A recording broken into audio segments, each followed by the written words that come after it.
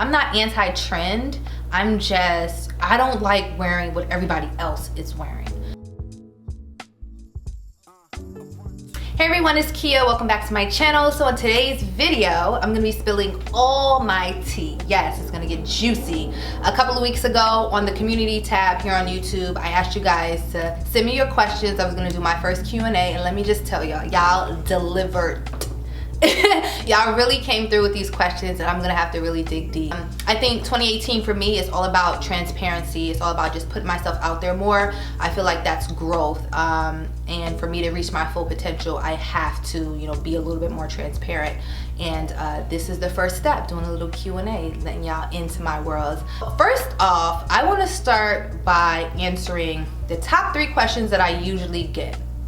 First up, what's my age? So I recently celebrated my 32nd birthday. Yes, happy birthday to me. Thank you, Capricorn. What's up? I know you guys are gonna say, oh my God, I didn't know you were 32. You look so good for your age. Like, oh, I thought you were 26. And you know, what's your secret? First off, thank you very much. You know, black don't crack. For me, you know, I drink my water. I make sure I get 8 hours of sleep at night. I don't have no dude out here stressing me out, and I'm on my business. That's pretty much how you look like this at 32. Like, come on.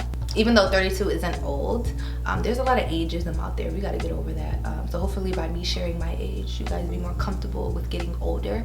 Because for a long time, I was kind of insecure, especially in this space when everybody's getting younger and younger, to just get older. But I look at it as an advantage. Like, I've lived long in this life. I've had a lot of lessons, and I'm wise, you know, beyond my years, to be honest. Like, I'm a philosopher on the low. So yeah, comment down below what's your age. Like, just put it out there. Like, 2018, we're sharing. We're just getting rid of those insecurities. Everybody's journey is different. You really have to respect the process, respect your journey. We all have a different purpose on this earth, and age really is just a number, literally. If you look good for your age, you look good, period. It doesn't matter what age you are. The second question that I get a lot is my ethnicity or nationality. And before I even answer this question, I think this is one of those questions that get confused a lot. People don't know the difference between race, ethnicity, and nationality. So I'm just gonna break it down one more time and use my platform to educate real quick. Can I educate? All right. So first with race. Race is pretty much a social construct. It's your phenotype, what you look like. The last time I checked, well, originally there was only like 3 races. There was white, black, and Asian. Now if you look at the census, they included so many other things. So I'm gonna I don't wanna misinform you guys. I'm just gonna stick with those 3 for right now. So when you talk about nationality is where you're from, your nation, your country. And ethnicity is pretty much your culture. So keep in mind that nationality and ethnicity could be the same thing, or they can be totally different things. So for me, you know, I don't look white, even though I'm a little pale in the winter. Like, the winter does me dirty, honey. And I don't look Asian. So that makes me black. I have a black nose, black lips, black hair. That's my phenotype. That's what I look like. People want to put you in a box. Even though you might be like, I'm anti-conformity. I don't want to be in a box. Look, society wants to put you in a box. They want to say you're this and check you off that box. So it is what it is. So for me, my box I check is black. As far as nationality, I'm from North America, specifically America.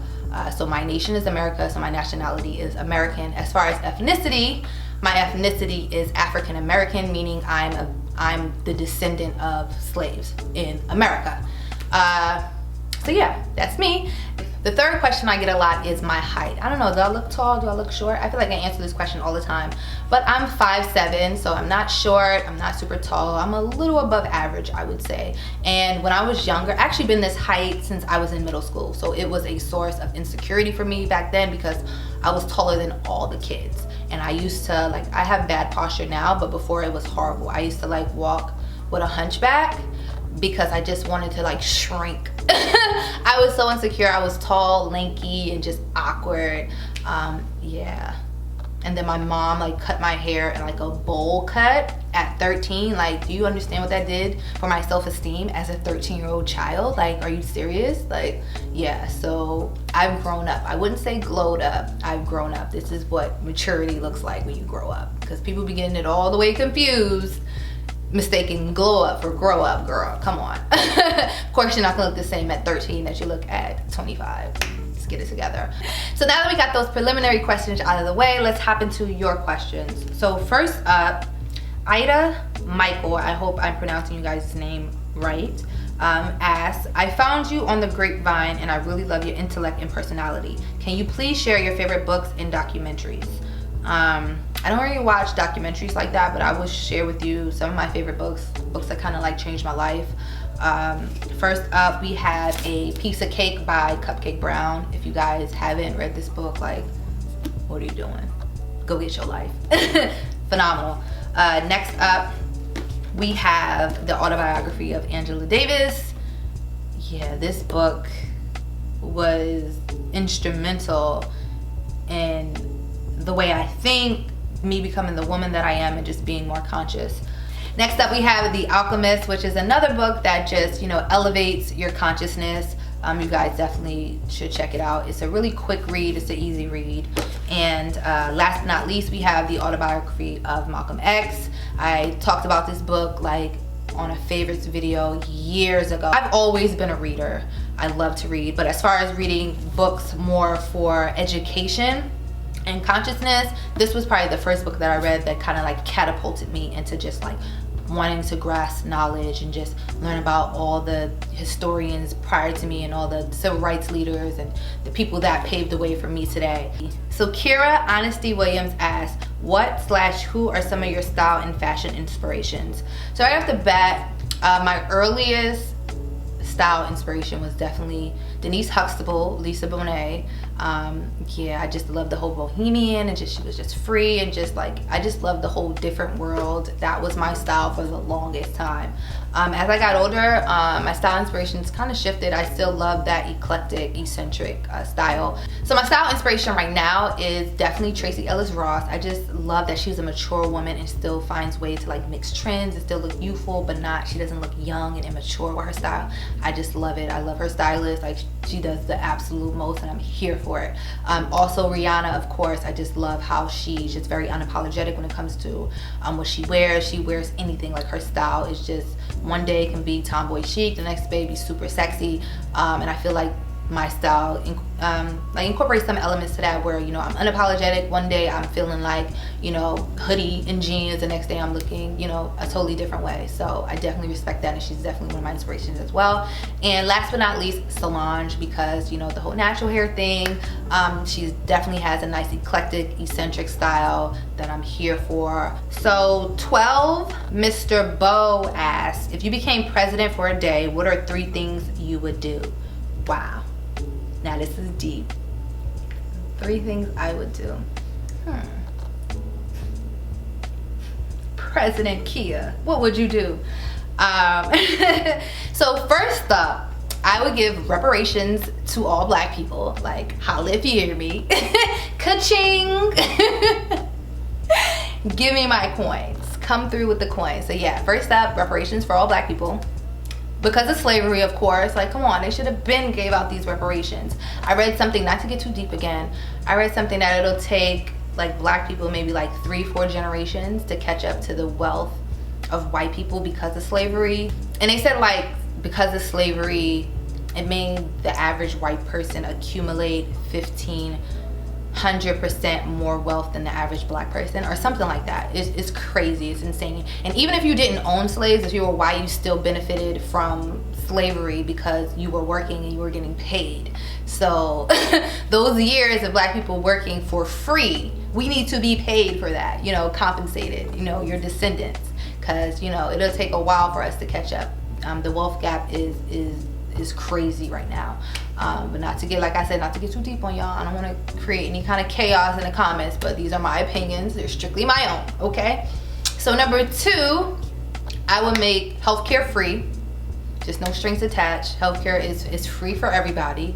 Free for everybody, whether you're a cancer patient or you're an infant, it's free for everybody, okay? And I'm not gonna get into the particulars of how this is gonna work as far as taxation and things like that. No, healthcare is free for everybody.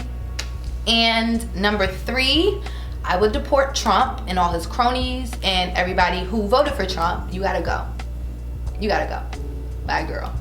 Sorry, you voted for this. You gotta go. You get deported to Antarctica. Bye, girl.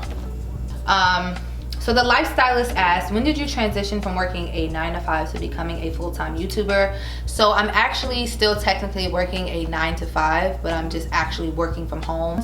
It's just, I've always known that this wasn't what I wanted to do, and I've always wanted to create. I've always just been an entertainer, a creator, just always had that spirit in me to just be here, not constrained to a 9-to-5. That's just me personally. There's nothing wrong with it. There's awesome careers out there that are in the 9-to-5 kind of spectrum. You just have to find what works for you, and 9-to-5 life, well, doing what I was doing just wasn't working for me.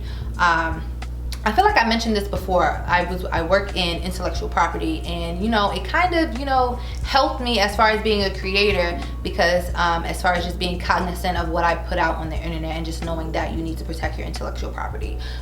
That's all you got is what you create, and so you need to copyright it, trademark it, or patent it, because people who know will snatch that up. I look at like what happened to the girl who created like On Fleek. Girl, she should have put that on slapped that on a shirt, trademarked it, copyrighted it, all of that stuff early, because you've seen how these brands came up, snatched up, her intellectual property, even though it wasn't protected, and put it on shirts, and everybody's still saying it to today. And this girl did not see a dime. I can't remember her name, but if you guys know her name, please put it down in the comments. That's just an example of what happens. And as Black people, as minorities, things have been stolen from us so much over the years that we really need to start educating ourselves in our community, and just knowing, protect what's yours, protect your intellectual property. So my job has given me that knowledge to know the process as far as patents, trademarks, and copyrights are concerned. And I feel like that was the point. So I'm more educated as far as that. I meet with companies and founders and owners of brands that are creating like skincare line, and I can connect with them because they're actually going through the process of getting a patent for an ingredient or a formula that they may have for a skincare brand. So I feel like it served this purpose. So yeah, I feel like I went off on a tangent. Let's get back to the original question. Okay, so I've always known I wanted to do this full time, which is create, not just YouTube, but doing YouTube has opened up so many doors for me. I'm modeling, more so hair modeling. I'm doing more speaking engagements, doing more panels. I'm just connecting with beautiful people across the globe. I get to do this for you guys, and you guys really are like my #1 source of inspiration, my #1 source of motivation. I do this for y'all because I've been on YouTube for I don't know how many years now, and I don't feel like my growth is where it should be, but I respect the process. I respect the journey. People who like me, who follow me, who watch my videos are gonna like and follow me, and that's who I do it for. I don't care about who don't. They'll get the program, they'll get with the program eventually, but I do it for you guys.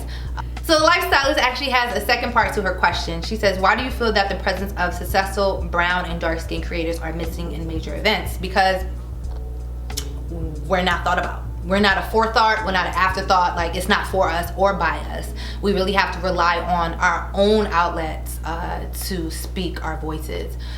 So a Revolve, who cares about a Revolve? Who are they? I understand. I really, I'm not trying to negate people's feelings as far as not feeling, included, or for inclusivity. And that's their business. If they want to be 50 Shades of Beige and have, this one aesthetic represented in their brand, that's fine. I will find somebody else, to spend my money with, to spend my coins, because at the end of the day, it's my coins. And first thing I'm gonna do before I spend any money is I'm gonna look at your social media. I'm gonna see if there's anybody on your page that looks like me. If I don't see it, then guess what? You don't get my coins, and it's simple as that. We have to stop demanding inclusivity from people who don't want to give it. Time and time again, we've seen Revolve and the type of people that they invite on these trips. So it's no way to Revolve. They just won't be getting any of my money. Period. That's it. We really have to create the platforms that we want to represent us. So one of my favorite things is create the thing. It's actually on my vision board. It's on right here on my desk, right here. It's create the things you wish existed. If you wish there was more inclusivity, more Black and dark and brown creators, more minorities, then you create that platform. You be the change you want to see in the world, period. Right, so B Harrison _ says, name 3 songs that describe your life right now. Now, just off the top of my head, I will have to say, shining, shining, shining, shining, yeah. Hey, all of this winning, I ain't losing my mind. Hold up, don't try to hold me down. Okay. Number 2, I would say, what you say, I get money. What you say, I get money. Woo! So yeah, Junior Mafia, Get Money. First one was Shining, DJ Khaled, Beyonce. And lastly, I would have to say, me, myself, and I, that's all I got in the end. That's what I found out. Okay, so Rena Willis asked, what are some of your current fashion obsessions? So I'm currently obsessed with the color red.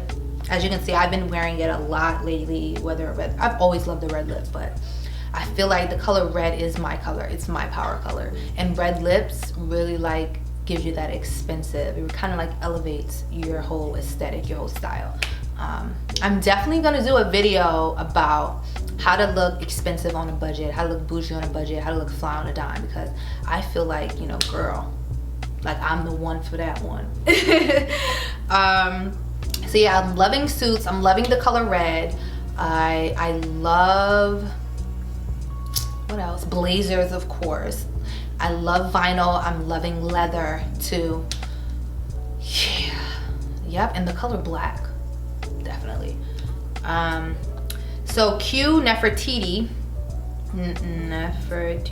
yeah, she spelled it, she got very creative with the way she spelled that. She says, would you ever consider doing weekly vlogs? I don't know, I feel like my life is mad boring, and you guys would probably say otherwise, but I don't feel like I do enough to do weekly vlogs. I might do like vlogging here and there, but I understand in order to build like a following for your vlogs, you got to be consistent with it, and weekly I guess is like the standard. But I don't feel like I do enough in a week to vlog, but then that will force me out of my comfort zone and force me to do things so I can be entertaining on my vlog. You know, I have to think about that one, because that's growth. And that will force me out of my box, out of my comfort zone to do more things, because I'm a natural homebody. Like, since I've been working from home, I literally barely go outside, only go outside to walk my dog, and the cabin fever is starting to kick in. So I do have to start finding some more exciting things to do outside the house. Like, I'm out, but I'm not out as much as I would like to be out. So Innovative Curls asks, what's the biggest misconception people get about you? I would say my biggest misconception is that because I'm so quiet, like I'm very quiet, people think I'm shy, think I'm antisocial. Well, I'm a little bit antisocial, girl, like, because sometimes people are very, very annoying. Like, I'm an introvert, so I'll just say that. So, you know, I have my moments, but I can be social, like I can do this. But I think the most misconception to me is I'm mean, I'm antisocial, because I have like a severe resting bitch face, and I could be having the time of my life, but I'll be like this. You know that Kanye meme? Like, that's me. But I'm like, in my brain it's like freaking confetti, all kinds of things, ice cream, like we partying, we jamming, we milli rocking, all of that in my head, but on the surface I'm like this. I don't know, I can't, some things like I have to just be cognizant of it and just actually change it. And when I realize I'm like this, I'm like, now I'm looking crazy because I'm just smiling for no reason. Like, what do you want from me? So here's another good one. Imani Alberstein asks, what would be your advice to anyone that wanted to create a YouTube? First things first, know why you want to do it. Is it the money or is it the passion? Because that would, like, and just be real with yourself. If you want to make money, then get this money. It's enough coins out here for everybody to eat, but you got to be real with yourself. If you're just doing it for passion because this is how you express yourself, just know that the money might not come. But as long as you're real with yourself, you know, you'll get what you put out. Yeah. And you know, YouTube, when I started, like I said, YouTube was on a different plane. It was different. Nobody was getting paid. We were just doing it because we loved to do it. Quality was shitty, lighting was horrible. You know, we just did it. It was just something we did as hobbies. Now YouTube has become a multi-billion trillion dollar industry, and people are making serious coins off of YouTube. So you gotta step your game. You gotta come prepared. You can't bring a knife to a gunfight, you know what I'm saying? So your lighting needs to be on point, your camera equipment needs to be on point, your editing needs to be on point. And I'm actually thinking about, you know, starting either a mentorship program for people that want to get into YouTube, or just doing like webinars and just covering, you know, the basics as far as getting started and what to do, because things have changed and algorithms have changed, and there's a lot of SEO and optimization that's involved in YouTube now. So yeah, I'm thinking, you know, all the knowledge that I've learned over the years is all self-taught, all just, you know, trial and error. I still, you know, I'm still working with camera equipment and trying to make sure, you know, I have optimal lighting, and there's a lot of just trial and error that's involved. And I feel like, you know, I have this knowledge, and what's the sense of having knowledge if I don't share it with you guys? So yeah, it's about building a community, it's about lifting each other up. So yeah, stay tuned for those. Yeah, I'm trying to just iron out some kinks as far as the mentorships or webinars is concerned, but definitely stay tuned for that. But yeah, you just have to have a goal in mind, like why, you know, who, what, where, when, why. Like you got to cover all those bases. Like who is it? It's you. Why do you want to do this? Do you want to make money? Do you want to teach? Do you want to educate? Like what is it? You want to do tutorials, how-tos? Like you want to entertain? What is it you want to do? Where are you going to do it? Do you have the space? Do you have the lighting? Do you have the equipment to make sure that you're executing these videos to your vision? When, you know, YouTube is all about consistency. You know, you got to be consistent. So when are you going to upload? You got to be, I mean, I'm talking about consistency, and I'm rarely, you know, have an upload schedule, but girl, we are working out those kinks. Eventually, my goal is to upload twice a week, Thursdays and Sundays. Right now, I'm just at Sundays, but just work with me, girl. We gonna get to 2 a week. We will. And why? Why do you want to do this? You know, and how are you gonna do it? How? Like how? What makes you in the position to do YouTube? Like what is it about you that's gonna make people want to watch? Like what's your niche? What are you gonna do? Are you gonna be beauty, which is heavily saturated? So understand that you're gonna have to do the most to be seen. Are you gonna do fashion? Are you gonna cover tech, which I think there is a space out there, especially if you're black and if you're a woman, there's a space out there for tech. Tech reviews and gaming. We need some black women or minority women doing gaming. We need y'all, you know, cooking channels, more fitness channels. Just know that there are spaces out there for you. You just have to create those spaces for yourself. There are, you know, black women, we're not a monolith. We're not just about weaves and natural hair and a beat face. Like, you know, we do it all. We can do it all. So just find your lane and just, you know, just push all the way through. So Amber Ellis asks, tea or coffee? I would say cold tea, hot coffee, but I prefer hot chocolate if we're keeping it all the way 100. And the hot chocolate in Paris, girl, will change your life. So Chelsea asks, favorite food? And my favorite food is Mexican food, and it's probably due to the fact that I lived in San Diego for a good part of my childhood, which is like 30 minutes from Mexico, and like the most authentic Mexican food is in San Diego. So yeah, I can eat Mexican food every single day of the week. Love, love, love. So Brianna T asked, what motivates you to keep going on your YouTube channel? And I mentioned this previously, but I want to reiterate that you guys keep me motivated and keep me going here on YouTube. It takes a long time to realize your purpose, and I realize my purpose is to empower and to inspire you guys to live your most authentic self, whatever that may be. And I do it for the culture, honey. Yes. And you know, y'all keep me going, because there's nobody in this space that I can think of that's doing what I'm doing, and I feel like I would be doing a disservice to my community if I would stop. You know, this is my purpose. This is what I'm supposed to be doing, and I feel like as long as I keep putting myself out there, you know, my journey will continue, and who knows where I'll end up 10 years from now, which was a question that somebody asked. And I'm not even thinking about 10 years from now, because girl, I just want to get through 2018, because 2017, whoo, she did me dirty. 2017 was a year of lessons and self-realization. Yeah. I don't want to see 2017, girl. Bye. Yes, you served your purpose. We are here in 2018 and we doing good. Rude Chip says, how do you deal with hitting a wall creatively? Do you find yourself running out of ideas or trying harder to perfect projects? For me, it's not, I have so many ideas. For me, my issue is executing them or finding time to execute them, or just thinking too much into the execution and just not executing. So I have not hit a wall creatively as far as, you know, YouTube content is concerned, but what challenges me is doing the same content but in a more creative way. So for instance, hair videos, there's only so many twist outs you can see, girl, like before you're like, girl, really, you doing the same twist out again? So I'm thinking of more creative ways to do the same content.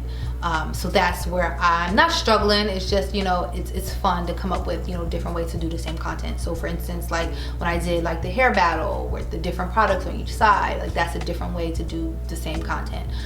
So advice as far as hitting creative humps that worked for me, I always listen to music. Music puts me in a great mood. I'll read really inspiring books. I'll watch YouTube videos, like, because watching YouTube videos makes me want to go create a YouTube video.